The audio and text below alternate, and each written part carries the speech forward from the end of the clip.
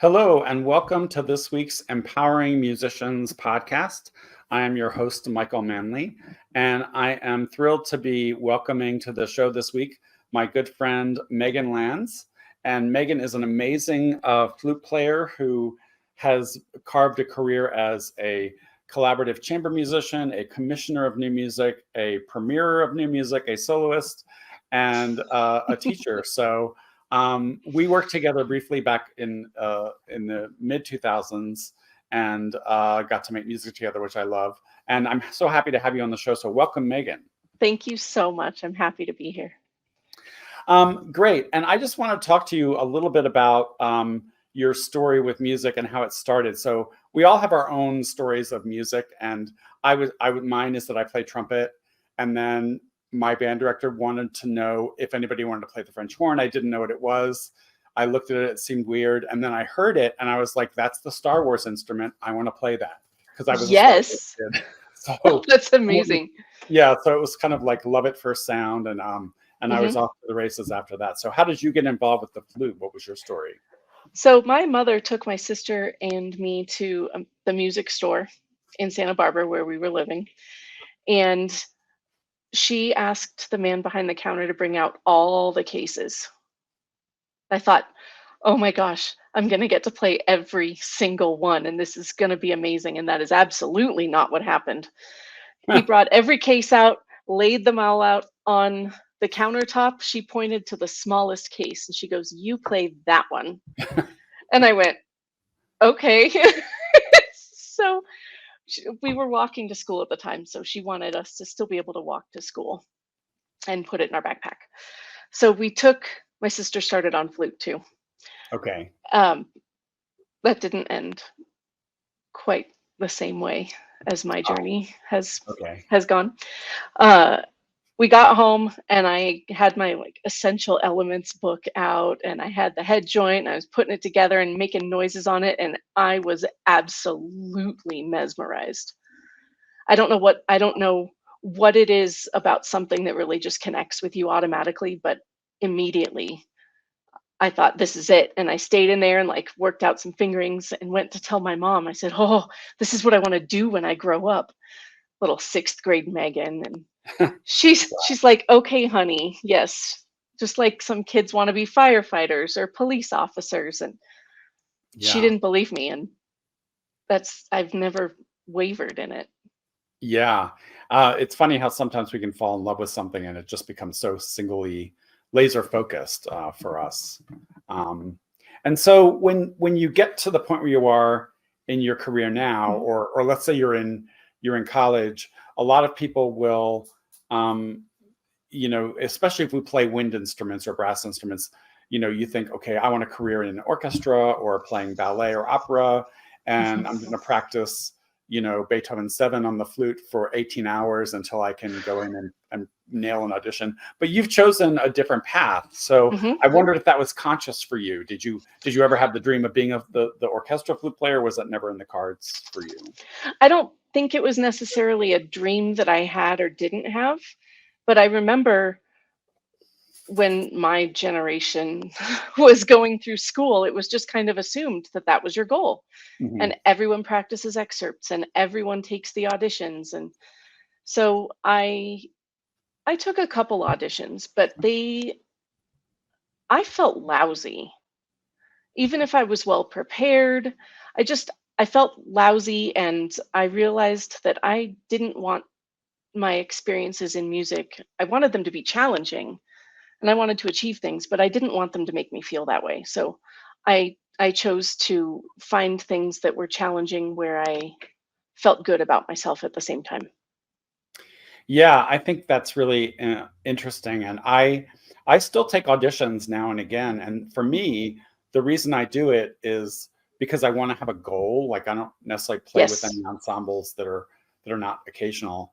And I find that it's a really motivating goal to have. And it really makes me get into a really, really healthy practice routine, and it improves my playing. But I'm aware of the fact that it's a much more athletic practice than it is if I was to play a recital of wind quintet music with 4 other colleagues, and we're making music together. Like, it's very different, right? Like, it is going into a room and playing an excerpt from an orchestral piece out of context by yourself on a stage. It's so strange, and it's hard to like explain to people how weird it is. And yes, I feel like it's the same as being naked in public. Yeah. Because it's so much not the actual composition that you've got going on in your head. Mm-hmm. It's like saying half of the words of a sentence, where Yeah. you're trying to get the whole picture across, but you just don't have all the parts, but it's your job to get the whole picture across. And Yeah. not that it can't be done, but that was not for me. Yeah. Yeah. So how did you decide that you wanted to be a soloist or a chamber musician? Was that just natural? And that was just natural. So the chamber music for me is probably my favorite, because even when I consider being a soloist, I usually have a collaborative pianist with me. Right. I do really enjoy playing solo without a piano, but I love how music is so much nonverbal communication and reading body languages, and I'm empathetic by nature, Mm-hmm. sometimes to a fault. And I think that it allows me to use that strength of like reading other people and trying to match. And I am in music specifically to work with other people. It's an interaction that I can't find a parallel anywhere else. Yeah, I think that's so true. And that's the one thing that if you're too focused on audition preparation, let's say, there's nothing about that process that is collaborative and that's going to teach you the skills necessary to actually make music with other people. Mm-hmm. And so I think you have to have a healthy mix, especially if you're a student and you're thinking about a career in music and you want to major in music or double major in music and something else, which is what I would recommend. Yes. you should definitely play a lot of chamber music and do a lot of recitals if you can, because it really is important to learn how to make music with other people and not just sit in the room by yourself. I absolutely agree. I mean, as you know, a solid musician's career is usually cobbled together of multiple different things. Right. There's lots of contributions, and there are very few of us in the country, in the world, who can rely on one single job for everything. And even if I did, I'm not convinced that I would leave it there. I think the variety is really refreshing. Yeah, I think that's really important. And we have in our country very few opportunities where you can make a full living, say, year round doing one orchestra job, let's say. And that used to be possible. That used to be what people did. Yeah. And it's less and less. There's always going to be, I think, a big five or whatever we want to say of like the major orchestras. But in my experience, and it doesn't have to do with money, if we leave money out of the equation, because those jobs are nice because they do pay well in terms of, I'm always quick to say proportionally, right? Like if you wanted to actually make money, you would be a lawyer or something in our society. You wouldn't be a musician. But if money is important to you, like, there is like a financial security that comes with those jobs. But in my experience, the people that did those jobs were less happy than people that were playing in 3 orchestras and teaching. And I've known a couple musicians that just have like the best, plum jobs that end up going into teaching. They get tired of it and they want to become a professor at, a major university or a conservatory, because they're just like, I played Brahms for 18 times. I don't need to keep doing it, and I was always amazed by that. But I guess anything becomes repetitious if that's all you do. So I do think that there is a certain healthiness to having that diversity in your career. I agree. It's like you're investing financially. You want to diversify. You don't want to rely on one thing. And the other thing that's kind of like a blessing about that style of career is that like you can make music with the people that you want to make music with. Yes. And you know, the thing about an orchestra that's so weird is that like it's a very meritocratic, if I can use that word, process, right? Yep. It's very democratic. It's very brutally conditioned only on how well you play. And then you're like, okay, well, somebody might win an audition. They may not get tenure because they're not fitting with the other musicians in some way, or the chemistry is not right. And those are things that like are vital to our work, right? Like you want to make music with people that you feel like are good collaborators and that you want to share the stage with. And you have those choices when you have a more diverse career, I think. Yes, I agree. So tell us a little bit about this. You recently won a American prize as a soloist on the flute.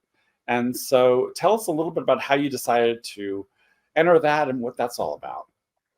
I've been very curious about the American prize in general, because I really admire the concept of a competition where you get to choose something you're proud of and submit it, instead of putting the pressure on one moment and having that one moment define an outcome.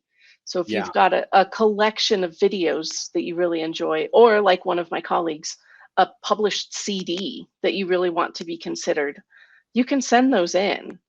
And the process is pretty lengthy. It's about a year long to go through all of the different stages and to get semifinalists announced. And you got to play the long game as far as waiting goes. Yeah. But I was curious, because now that I've been out of school for 13 years, there's really no litmus test in the real world to I don't know, gauge how much you're affecting other people with what you're doing. Yeah. Unless you are performing regularly as a soloist. As an ensemble player, it's different. Yeah. But I had recently commissioned a flute and piano work by one of my colleagues at CSU. His name is Kevin Polking. He's done a lot of band and orchestra stuff recently. Okay. And he's a percussionist, and rhythm is, oh my gosh, it makes me so excited. So I commissioned something from him because I thought it would be rhythmically driving, and it was. Yeah. But I was super happy with that recording, with that piece, and a couple others on a recital. And I decided that those were worth considering. So I sent them in. That's great. And what do you get performances from that prize, or what kind of recognition do you get? This is it. Yeah, that's great. You get good conversations with people. Exactly. Yeah. Well, that's amazing. And you know, looking at the website and seeing like that you're an amazing company of the other people that they selected, it was really an amazing honor that you have. So congratulations on that. Thank you. I appreciate that. It's wild. It feels very special. Yeah, that's amazing. Yeah. And so you're teaching, or you mentioned CSU. Is that Colorado State University? Yes. Okay. In Fort Collins. Okay. And so what's that process like, applying for teaching jobs? Because that's something that we're not really taught in school. It's like we're taught how to take auditions, but we're not taught how to like get hired as like right. Professor. There was actually a course in my doctorate that was about preparing yourself for auditions and interviews. The whole process of trying to get an academic job. And those, they're so multifaceted and it's complicated. But I would say that part of that process, part of preparing yourself for it, is not just making sure you've got all of your materials set and your narratives are updated and your CV is clear and easy to find, you know, items that a committee might be looking for, but also just knowing where to go to look for openings. And I think it's important to consider your work radius, what might be involved as far as travel goes. When I first started this job here, I lived almost 90 minutes away. Okay. And so that was a trek, and it was one that I was willing to do, because the reason I stayed in school was to work on a college campus to work with that age student. And so knowing where to look for job openings was very important. And the nature of academia is changing, the way that schools are being funded or not funded, and departments, the way fine arts departments are being funded. The hiring of non-tenure track faculty is so much more common nowadays that I think it's important to keep an eye out for those types of postings. And that's what I did. So I'm a non-tenure track faculty. I am fortunate that this university and this department specifically give their non-tenure track faculty a voice and voting abilities and insurance benefits and a retirement plan. Like the world for what we used to only call adjunct is changing.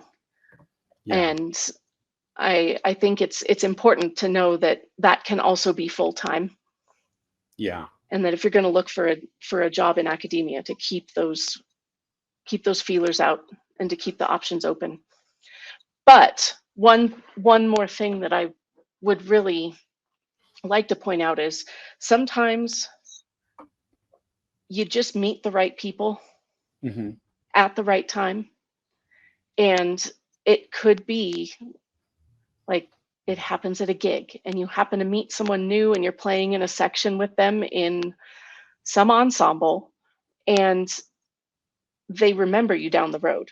If you are a courteous section member, if you are flexible in your intonation and willing to be the chameleon, to blend with anything and switch styles on a dime to match people, that people remember that. And that absolutely has a hand in the decision-making process. Yeah, I think that's really an important point. And that's one reason why when you're a student and you're in your years of study, it's really important to play with other musicians because, I found that, you might study with a teacher who's a soloist or a first chair player, and they're used to being able to kind of like set the tone for everything. But when you're in the gigging world, you're going to be playing second. You're not going to be playing first. Or you're going to be playing in a chamber ensemble. And you need to be able to have that ability to actually blend and fit in because nobody cares if you can, if you can play the Nielsen flute concerto perfectly, if you can't play in tune on a whole note, right? Like nobody cares, right? Like on some level, it's like, can you play in tune with somebody else, like sitting here? And I think that's really an important thing to remember as you're building your career and your education. Agreed. Also, using school as the opportunity to build your observation skills and to become as flexible at adapting as possible, whether that has to do with a piece or tuning with someone who's got a very different concept of what's correct than you do, or whether it's, trying to go for one type of job and kind of striking out and having to pivot. Yeah. In your place in your life now, are you looking for teaching jobs regularly? Are you happy where you are? How many jobs did you sort of apply for as a teacher before you landed this one? And was that a long process? It was a long process. It actually, I don't want to be a bummer, but it kind of broke my spirit for a while. I did start teaching at a community college after I had my master's degree. So before I was finished with my doctorate, that was probably one of the best things I could have done for myself, was to get into the field on any level and to start building something so that you're not just waiting for that time when you leave school. Because if you wait for that time, you're going to get out into the field and you're going to be competing with people who have all this experience. And there's no need to wait. Like if you're in your undergraduate degree and you know that you want to perform, heads up, teaching is probably going to be part of your career. So recruit some students, build a studio, start your CV, all of that. The earlier, the better. It's not like getting a business degree and then you've got a contract signed at the end of your coursework. Right. This Now, no waiting. Yeah, no waiting. That's a really good advice. Where did you get your master's and all of your degrees from? Well, my undergraduate was in Denton, Texas, at University of North Texas. Very famous school. Yep. It was a very good decision for me. Oh, good. It got me out of the smaller pond that I was living in and threw me into a very large department, which I think had about 1,600 music majors when I went there. It's staggering. And I think that was what I needed. I needed something to work up toward. And then for grad school, I chose a completely different experience. I went to University of Nevada, Las Vegas. Yeah. And I chose that school for the graduate assistantship that it offered, for the teaching responsibility that it presented.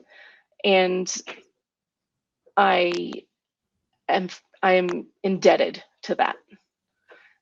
It happened to be like 2-3 weeks before the first semester. They were like, here's what you're teaching. Here's your book. Oh, wow. See you later. I went, okay. Like, wow. Fresh out of my undergrad, maybe 3 years older than some of the students that I'm teaching. Crazy. Like wrap my head around this. Yeah. But as early as you can get into some of these things, it doesn't always have to be teaching, right? You can reach out to a community ensemble. There's a lot of community orchestras and bands, wind quintets, everything. Yeah, absolutely. Get out there. Yeah. And then where did you do your doctoral work? Vegas. Oh, also UNLV. That's great. That's wonderful. And we met when I was doing The Lion King there a few years back. And you, like all the flutists who played that show, you have to play about, 15 different flutes, right? 14, yeah. 14. They're sitting in my closet over there. I still have them. That's wild. And so people don't, I think, realize sometimes that flexibility you talk about also extends to learning new instruments that you may have no experience with. And was that something that was very situation driven for you? You're like, okay, Lion King is here, I better learn how to play all these flutes, or was it that you were already up on them, or how did it work? No, I was absolutely not up on those. It was such a fascinating experience. That was the first year of my doctorate. Okay. When that started. And my daughter was a newborn. Oh, wow. At the same time that I was learning the instruments for this. So I remember asking the contractor, I said something to the effect of, I know this show is coming. I don't know what's going on behind the scenes, but I would really, really love the opportunity to audition, to play for you, to learn some of the book. And he said, okay, I'll get you a copy of the book and I'll let you know when these auditions are happening and what's going on. And so I took the book home and I looked at it and I thought, oh, this is so cool, because it opens up with pan flutes. And I thought, that's going to be amazing. I'm like the next Zamfir. And that's not how it went. But I learned a lot because I had to Google what some of these flutes were. And then I just started purchasing them online. I mean, fortunately, they weren't very expensive. This wasn't a cost prohibitive venture for my student budget self. But I was buying flutes from Ecuador and pan flutes from Hawaii and an Indian bansuri maker who I believe lives in California right now. Wow. It was incredible. And every time one of them arrived in the mail, I was like, here we go. Oh, I can't wait. And I would sit in front of a tuner and figure them out. And that's the hardest show I've ever played. But the reason I looked into it is because playing in pit orchestras, whether it's for an opera or a musical, that's my happy space. I'm with you there. I love the live aspect of theater, whether it's opera or music theater. And it's just so thrilling to have that immediacy, and you never know what the singers are going to do and how it's going to go. And, they might choose to do something different phrasing wise. And it's just, it makes it so much more fun than. Yes, it does. It really does. I remember one night in Phantom, the Phantom himself got locked in the bathroom downstairs in the basement. So it was his big entrance moment, and Christine's singing to the mirror, and he's supposed to be on the other side, and this big doom sounding chord lands, and he's supposed to start singing, and there was nothing. And we sat there going, just, you never know what's going to happen. Sometimes it's so amazing and gives you goosebumps everywhere, and sometimes quick decisions have to be made. Yeah, that's so true. I started my career subbing on a show called Les Mis, and my favorite, my bucket list. Oh my God, Les Mis, so much fun to play, such gorgeous writing. And but I was doing this show, and there was there was people in the cast and the orchestra that have been doing it for I want to say 5 or 6 years, right, by this point. And so we have this actor who's playing Thénardier, who is the sort of bar owner, the tavern owner in the piece. And he's been doing the role forever. And one night he starts singing words that are not in the musical. He just makes up words. And so all of us in the pit were like, what is happening? Because clearly he knows the show. He's been doing it for 5 years. Like, what's going on? But again, it was a line where he opens a door to the tavern and says, "Enter, monsieur, sit yourself down and meet the best innkeeper in town." Mm-hmm. And some new swing didn't get to his mark, and he opened the door and no one was there.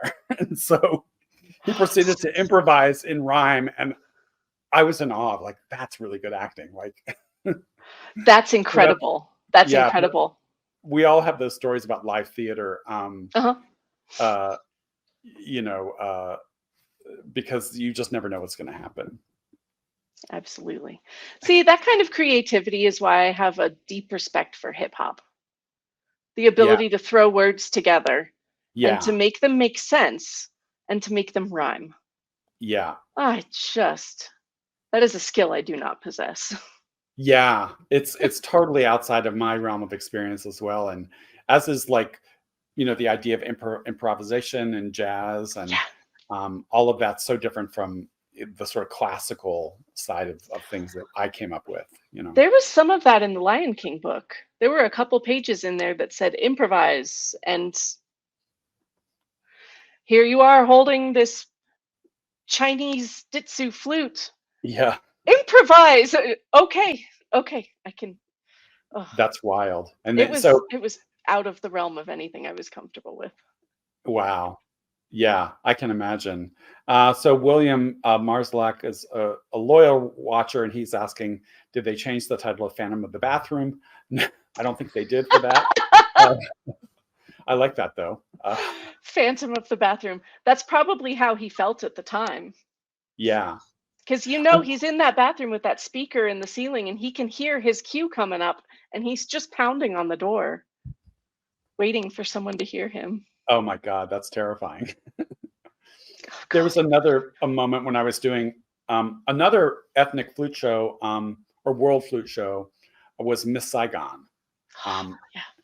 And I don't know if you played that book, but there was certainly a collection of flute players, a very small community that was specializing in both of those shows because they could do all of those things. And there was one of the characters she only has one number in the show. It's really early, and it's like a really big, beautiful ballad. And she gets to the last note. We were in Pittsburgh. I remember this. And she gets to the last note, and she's a really fine singer. And then something happens where it's like she screams in the middle of the last note, but then comes back to it. And we're like, what happened? And apparently she's on this last note, and a bat flew right by her head. No.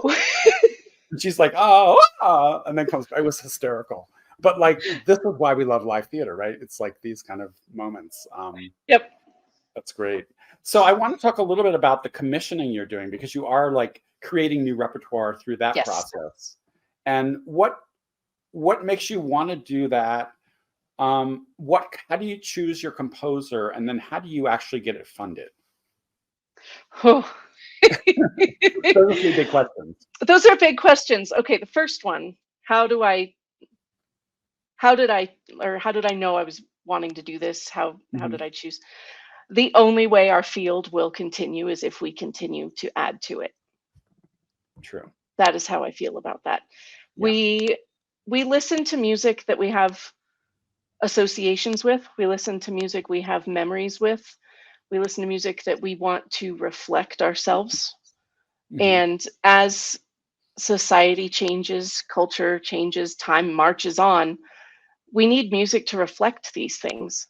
And I have, since the early 2000s, been very keen on getting some new music written and premiering it, although primarily getting it written. That's my focus. And yeah, I like to think of, like, I currently have a flute and bassoon duo, and we have commissioned a bunch this past year. So when you speak to getting it funded, some of that has to do with being willing to sit down and go through the minutia of writing grant applications. And it takes a lot of patience. And occasionally you might have to self-fund something if you want to get it done. Yeah. If you work at a university and you are fortunate enough to be presented with the opportunity to request professional development funds, those can help cover commissions, excuse me, those can help cover commissions. As far as choosing who to get to write the music, I go by how I'm feeling, why I want the music written, what it's for, and who I connect with the most at that time. Currently, I have a tab on my Google Chrome that's new composers. And every time I find a new one, I add it to my tab. And that becomes something that it's almost like a database, but it's just a bunch of internet bookmarks. Nice. And you get a feel by looking these composers up, or just watching videos of colleagues performing. And I'm like, that's really nice. I wonder if they have a flute piece. And then you look and you do a little bit of digging, and it becomes a rabbit hole. But you get a feel for each composer's personality. And so based on what I want the piece to be for, I can choose a personality that suits that. Over quarantine, I had a friend write a piece for me, and I gave him no instruction other than it needs to be solo flute because I can't interact with anyone in the world right now.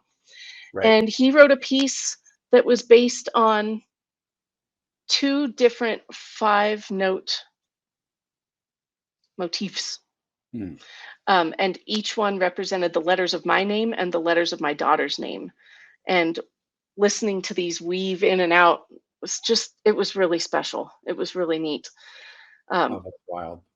Also over quarantine, there is a Canadian composer named Frank Horvat who lives in Toronto. And I had some interactions with him before. I know what a nice, kind human he is, and that he is very focused on mental health and awareness and goodness for the planet, and just all around being a good human.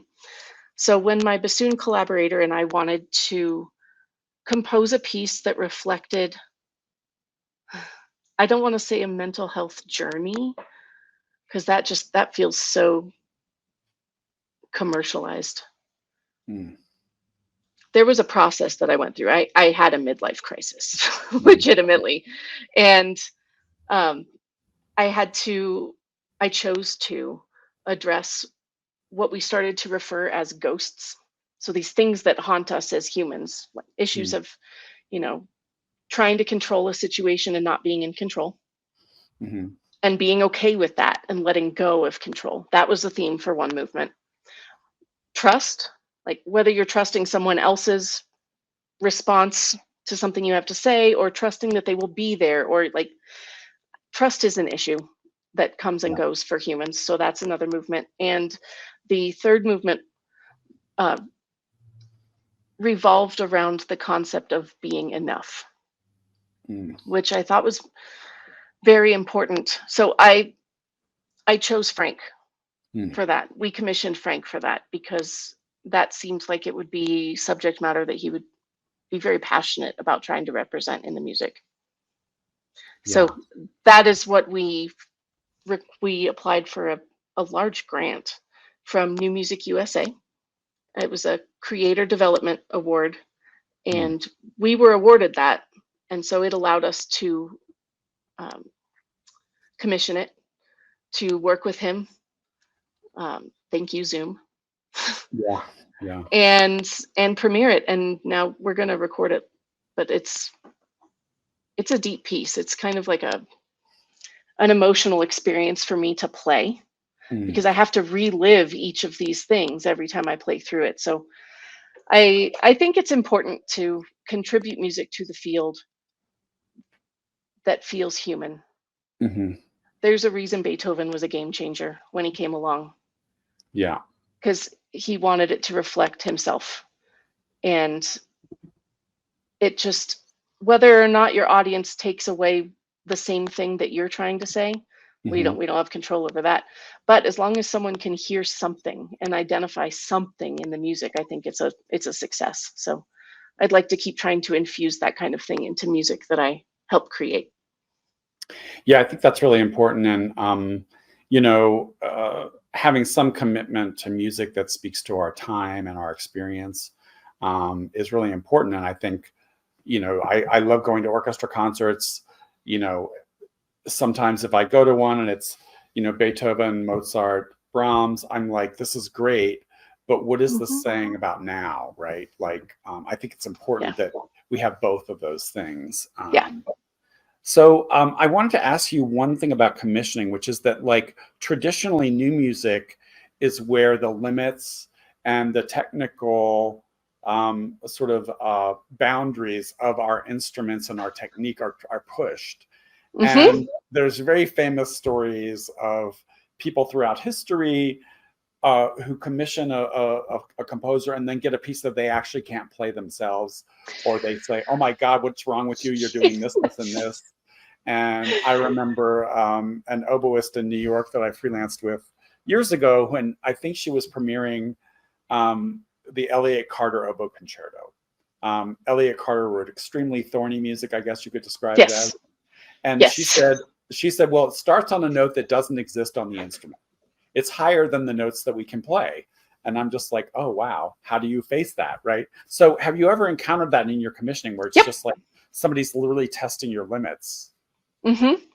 I first, before I say anything to the composer, I try my hardest. I absolutely dig in, look for ways to make it happen.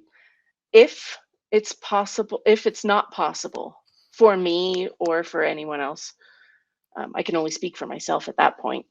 But if I find it to not be possible, I engage in a dialogue with them and ask, or I'll tell them what I feel to be limiting about it. And the more detail you can provide, the better, right? Like, this is a physical limitation, or this is a range limitation, or this is like an articulation limitation, or I can't get this multiphonic to happen on my instrument. What is your goal with this?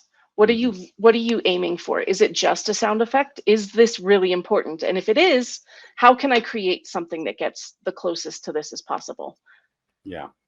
There was one piece that I premiered actually in Vegas. And if you're talking about flute range, it expands over time. Like, the range just keeps getting higher the farther into the 21st century we get. If you think about the G that sits right on top of the treble staff, and then the G an octave above that, that's normal. She had written a G that was an octave above that. Wow. And I searched so hard online for different fingerings, and I tried on my flute, and I hated to say it, but I just couldn't make that note happen. I couldn't. Yeah. So I had to go to her and say, I am so sorry. I can get an F. I cannot get a G. And she, I will never forget this, because I was so apologetic because I was not producing what she had said she wanted. And her response to me was, "Do you think anyone is going to tell the difference?" And I went, "Oh." She's like, "Take it down an octave. Who cares?" No, it was just play the highest note you can. And I said, "Oh, I see." "Okay, I'll give you an F. You can Yeah. have an F." So she wanted an effect, and you were Yes. able to achieve that. That's wild. Yeah. So it's why I think it's important that we don't write things off if there's something that we can't do. If you're Mhm. working with a composer, ask them what the purpose is. What's the main goal of this effect? What are you going for here?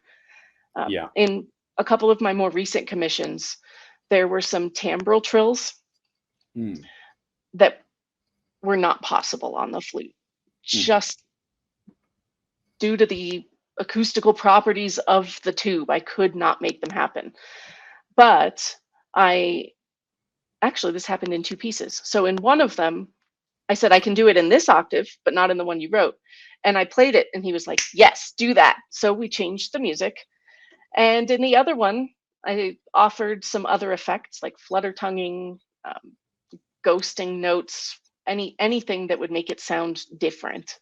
Mm. And she said, "Oh, flutter is good. Change it to flutter." And so I think composers they're not writing things to be super strict. Like, they want it to be playable, they want it to be accessible. Mm-hmm. And if you're part of the commissioning process, that's some input that you get to have. Meetings along the way, they'll send you sketches. Can you do this? I'm thinking about this. It's important to be involved in the process. Yeah, I think that's really key. I had an experience years ago when I was working at the League of American Orchestras, and I was jumping on this train after it was like halfway down the track, and it was a commissioning project called Made in America, and it was sponsored by Ford Motor Company Fund, and we had commissioned in that cycle. The first cycle was Joan Tower, and she did a really wonderful job in terms of looking at the commission, who was going to play the piece, and then writing a piece that was appropriate. And the second commission was Joseph Schwantner, whose music I adore. Yeah. And he wrote this piece where he kind of like followed the brief in terms of the instrumentation, but he wrote parts that were like almost unplayably hard. And nobody who was part of the process before, I was just administrating this program. I didn't have much else to do with it. But the person we had hired to like be the shepherd with the composer, I was like, why didn't this person tell the composer that like this is not going to actually work with the people that are performing the work? So I think what you're talking about is so key, that collaboration when a piece is being written. And in the case of that commission, it was a lot of smaller orchestras, small budget orchestras. But I even had like musicians who were the top freelancers in Dallas, let's say, who were part of this community, this small orchestra, regional orchestra, who were playing the piece. Yeah. And one of the French horn players said to me, "This is harder than the concerto that he wrote for our instrument." And so like, it was a beautiful piece. It was a great piece, but like, you have to listen to the players, I think, sometimes. Yeah. And you have to like be sensitive to like who is going to actually be performing this work. And there are those people who can do anything on the instrument, but then also like, is that going to limit who can perform your work? I think that's a valid question. Accessibility is a big consideration that needs to be made. Yeah, and we're not talking necessarily about accessibility in terms of the language of music, but accessibility in terms of performance, like getting like delivering the performance of the piece, getting it on stage for people to hear. Yes. Well, that's amazing that you're doing that. And so, do you have any upcoming performances, or do you have any way people can connect with you or hear more about the music you've commissioned? Well, yes, I have all of my recent commissions and premieres on my YouTube channel. And I try to always link to the composers' websites because I think it's important to put people in touch with the composers. I do the same thing on my website. We just premiered a piece a couple of weeks ago in Wyoming for the Shepherd Symposium. It was an orchestral piece written by Ann Guzzo. And it was, what's the right way to say this? honoring Matthew Shepard, remembering Matthew Shepard. It was the 25th, or this year is the 25th anniversary of his death. Wow. And so that was the most recent. I do not have any performances on the books for the next couple months. I'm doing a lot of education stuff. Yeah. Yeah. We talked briefly about, how you're looking at recontextualizing music appreciation and how that's gone. I'm trying. Yeah. That was something I did very briefly back when I was doing The Lion King. We first met. I taught music appreciation, as I think most of us did at the College of Southern Nevada. CSN? Yes. Like everybody who's freelanced in Las Vegas has done that at some point. Yeah. And I actually thought about music appreciation in terms of Apollo and Dionysus, and the idea that you had this very Dionysian, emotion-driven, and then you had mental-driven cycles. And I thought that was an interesting way to look at it, talking about like romanticism versus classicism and all that. But we talked about how the way it's music appreciation is taught in our curriculum is very Western focused.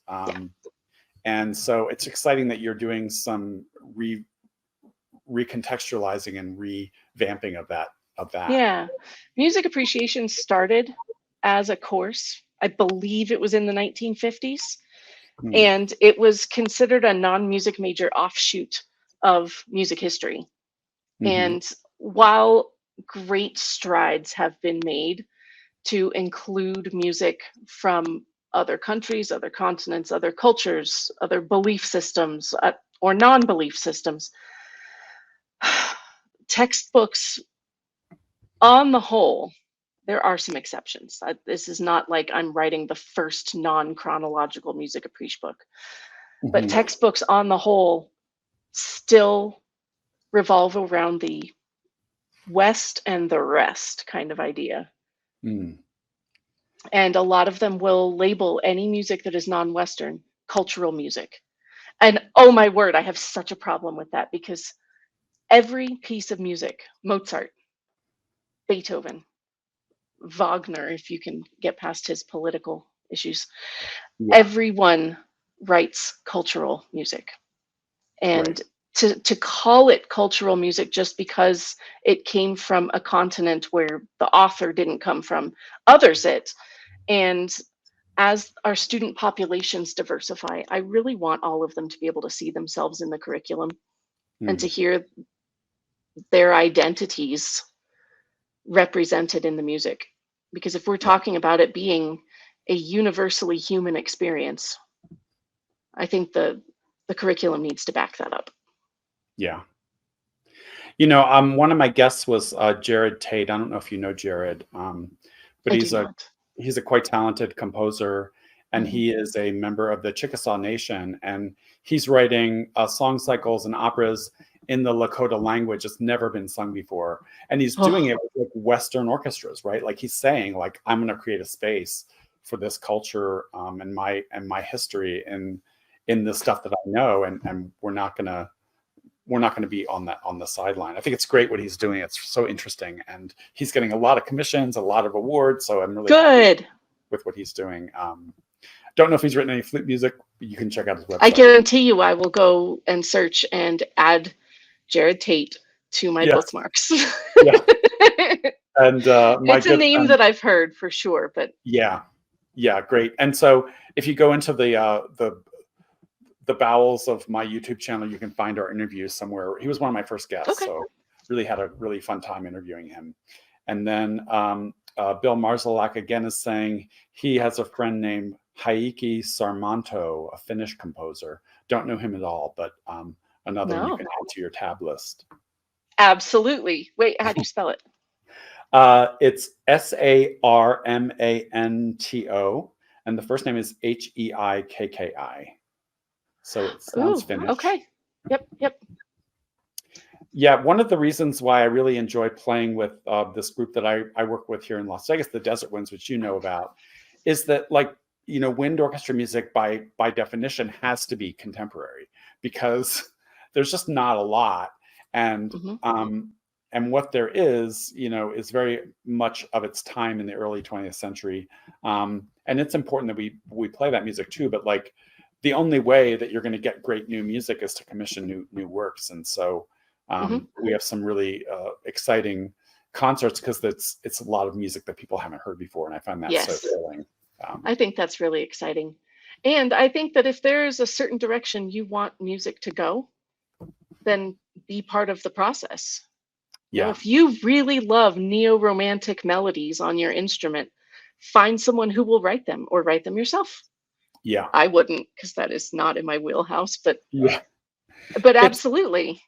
It's so thrilling. We could talk for hours about this subject, but like how music composition has really changed, because throughout the middle 20th century, there was a very academic, modernist orientation with art and with music and everything. And then now we're in this time of like great eclecticism, where people can write 12-tone music with multiphonics, or they can write minimalism, or they can write neo-romantic music. And we really have everything happening now. And it's so exciting to me.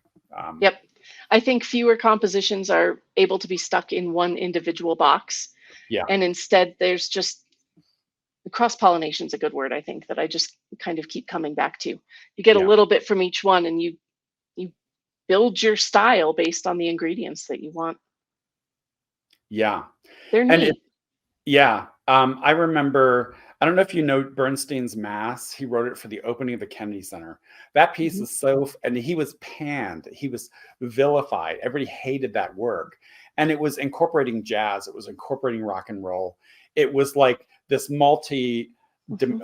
discipline theater piece that had dance, and nobody knew what to make of it, because it was so far ahead of its time. And that's now like the world we live in. And so it is. It's so funny how often the people that are the trailblazers are not recognized for it in their moment. So on that note, I think it's important to have good program notes for anything that you commission / premiere / introduce to audiences.